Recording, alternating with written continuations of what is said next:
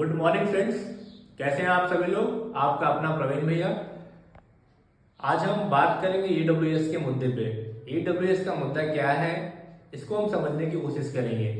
EWS का मुद्दा ये कि गवर्नमेंट ने जो इकोनॉमिकल वीक सेक्शन है उनके हाथ में एक लड्डू थमा दिया है जिसका नाम दिया है 10%, है ना। 10% क्या है? 10% की छूट। ठीक है, जो भी दिया है वो ठीक ही किया है, इसमें कोई खराबी नहीं है। लेकिन फिर भी ईडब्ल्यूएस में अभी विगत कुछ दिनों पहले आपने मेरा एक वीडियो देखा होगा। मेरा वीडियो बहुत ही वायरल हुआ था। उस वीडियो में ये था कि मैं मुखर्जी नगर गया, मैं एज ए फैकल्टी वहाँ पे काम करता हूँ, जैसा कि आप सभी जानते हैं। तो मुखर्जी नगर मैं पुराने अपने मित्रगण से मिलने गया था, तो वहाँ पे कुछ बच्चे मुझसे मिलने आए मुखर्जी नगर नेहरू विहार में।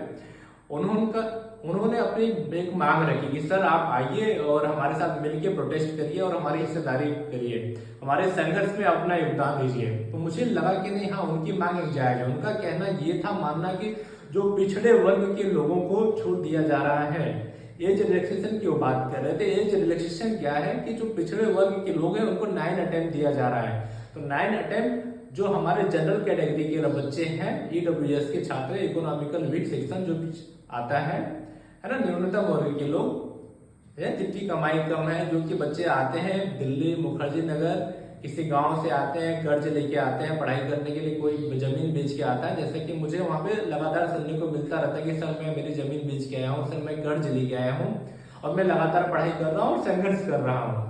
तो उनका मानना यह है कि देखिए यूपीएससी, जहां तक मेरी समझ में समझ पाया यूपीएससी को आज तक, यूपीएससी अनप्रेडिक्टेबल है कि नहीं आप 1 साल का पैकेज लेके आओ और 1 साल में कंप्लीट करके चले जाइए, ये इम्पॉसिबल है। क्योंकि ये अनप्रेडिक्टेबल है, कोई प्रेडिक्ट नहीं कर सकता है कि आपका एग्जाम कितने दिनों में निकलेगा, 1 साल में निकलेगा कि 2 साल में कि 3 साल में, कोई प्रेडिक्शन इसका नहीं है।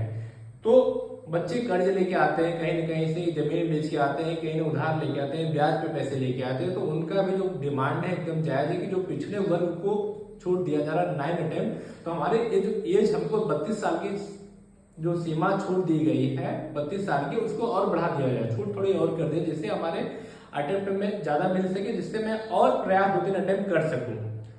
क्योंकि जो जीवन होता है यूपीएससी के बच्चों का बड़ा ही संघर्षमयी होता है। कोई भी एग्जाम हो, ईडब्ल्यूएस का जो जीवन ही होता है, आप कह लें एग्जाम तो यूपीएससी का संघर्षमय है ही है। साथ साथ जो बच्चे ईडब्ल्यूएस वर्ग से आते हैं उनका जीवन पूरा संघर्ष से भरा होता है। जैसे कि आप जानते हैं, चाहे जो भी हो, इकोनॉमिकल जो बेचारा जूझ रहा है पैसों की किल्लत से, उसका जीवन ऑटोमेटिक ही संघर्ष से भरा हुआ रहता है। तो इस पे कोई कहने की चर्चा के विषय नहीं है। तो उनका जो डिमांड था, उनका जो मांग थी, उनकी मांग मुझे बड़ी जायज लगी कि नहीं सर बस हम कुछ सरकार से नहीं मांग रहे हैं, बस हम इतना चाह रहे हैं कि हमारी एज में छूट हमको दी जाए। तो वो लगातार एज रिलैक्सेशन की बात कर रहे थे। जैसा कि उन्होंने बताया कि हम बहुत मिनिस्टरों से मिले भी और फैकल्टियों से मिले, लेकिन कोई फैकल्टी बढ़ चढ़ के आगे नहीं आ रहा था। तो मैं आए दिन अभी लगातार देख रहा था, 5-6 दिन 1 हफ्ते पहले न्यूज लगातार अभिनव सर का, अलग सर का, सारे लोग, सर नीतू मैम का, जो एसएससी के स्टार फैकल्टी कहे जाते हैं माने जाने, जो जंतर मंतर पे अपने बच्चों के लिए प्रोटेस्ट कर रहे हैं लगातार। प्रोटेस्ट उनका क्या है कि जो बच्चों को क्वेश्चन दिया जा रहा है कि जो मतलब अनएक्सपेक्टेड क्वेश्चन है, जो बच्चे जिससे एसएससी को लेना देना होना नहीं चाहिए, सेंटर कहीं और भेज दिया जाता है, क्वेश्चन एग्जाम में गलत पूछ दिया जाता है, उसके लिए 100 रुपया क्वेश्चन 100 रुपीज आप दीजिए, देने के बाद फिर आप जाके फिर से रिकॉपी चेक करवाइए। तो ये सब मुद्दे को लेकर वो प्रोटेस्ट लगातार कर रहे हैं। तो मेरा मानना ये था, कहना ये था कि अगर एसएससी को लेके सारे फैकल्टी, स्टाफ फैकल्टी अगर रोड पर उतर सकते हैं, तो हमारे यूपीएससी के जो स्टाफ टीचर कहे जाते हैं, विकास द्विवेदी सर हो गए, खान सर हो गए, आप ओझा सर हो गए, मणिकांत सर हो गए, ऐसे बहुत सारे जो फैकल्टी हैं, स्टार फैकल्टी, उनको भी इन मुद्दों को लेके उतरना चाहिए और बच्चों के साथ कंधा से कंधा मिलाकर चलना चाहिए। मेरा यही मानना है। और बच्चों की भविष्य के बारे में सोचना चाहिए जो ईडब्ल्यूएस वर्ग से आते हैं।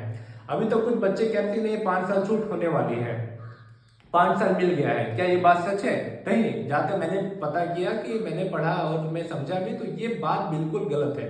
ये अफवाह है कि यहाँ 5 साल छूट मिलने वाला है, बिल्कुल ये गलत है। हाँ, बीच में एमपी में हुआ था कि 5 साल की छूट मिलेगी, लेकिन उच्च न्यायालय द्वारा इसको खारिज कर दिया गया था, यही सच है।